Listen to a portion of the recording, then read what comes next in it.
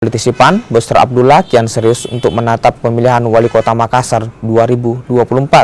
Busra Abdullah bahkan telah mendaftar ke sejumlah partai politik untuk bisa memuluskan jalannya ikut pemilihan Wali Kota Makassar. Busra telah mengambil formulir di Partai Kebangkitan Bangsa, meski sebelumnya pendaftaran di partai ini telah ditutup. Busra berhasil meyakinkan untuk bisa memberikan dirinya kesempatan.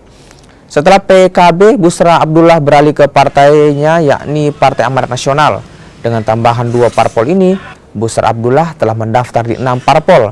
4 lainnya adalah PDIP, PKS, Perindo, dan juga Hanura.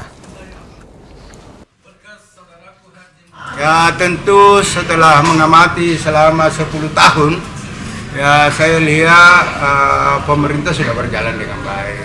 Yang perlu diperbaiki pemanfaatan APBD, penggunaan dana yang mungkin kurang bagus, perlu diperbaiki.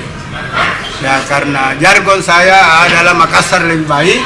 Ya, selanjutnya bersih Kota Makassar. Yang tumbuh subur sekarang ini mafia tanah.